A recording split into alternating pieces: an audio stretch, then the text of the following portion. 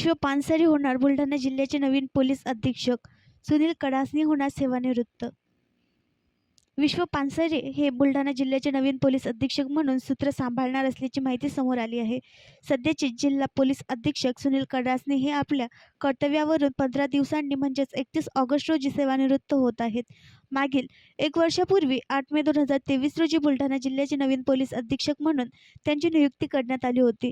तसेच त्यांच्या कारकिर्दीमध्ये त्यांनी आपले कर्तव्य चांगल्या प्रकारे व शांततेमध्ये पार पाडले आहे. सर्व जाती व धर्मातील महापुरुषांचे त्यांना चांगले असे ज्ञान असून काही ठिकाणी त्यांनी केलेलं भाषण हे सोशल मीडियावर चांगलंच व्हायरल होताना बुलढाणा वासियांना बघितलं आहे.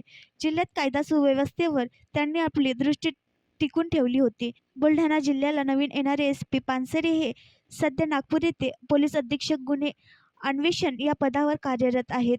गृह विभागाचे सहसचिव व्यंकटेश भट यांच्या स्वाक्षरीने पत्र निर्गमित करण्यात आले आहे.